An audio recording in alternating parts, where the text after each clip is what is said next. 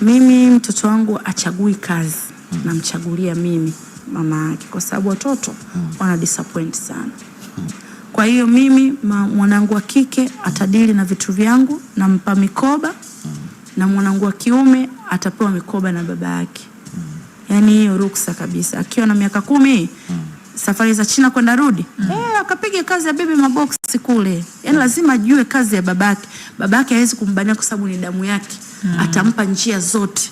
Kama mwanangu pita huku, nyoosha hivi, lakini uniambie tu umekaa hapa, mimi nauza sabuni, uje uniambie nataka kuwa sijui helikopta. Hakuna helikopta. Na kusomesha sijui $100,000 nasikia nauli nani huko ada. Afu eti unakuja unaniambia kwamba mama nimepata mimba. Mama inabidi nizae kwanza ndo. Hapana mwanangu, utanisamehe. Unataka kuwa kama Diamond. Unafanya vyangu vya kwako utavifanya kwa hela yako ambayo umeipata kupitia. Kwa hiyo Paris akishakuwa anajua kabisa kuandika na kusoma, likizo zote dukani. Naelewa? Akafunge mahesabu dukani. Usiku akipata time online darasani kujifunza ngozi.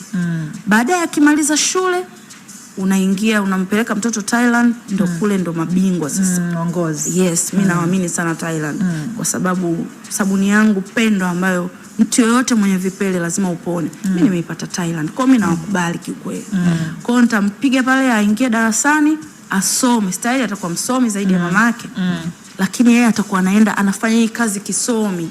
Kwa hiyo ndo director wangu, yani wanasema nini, assistant au kitu gani? Hivyo hivyo.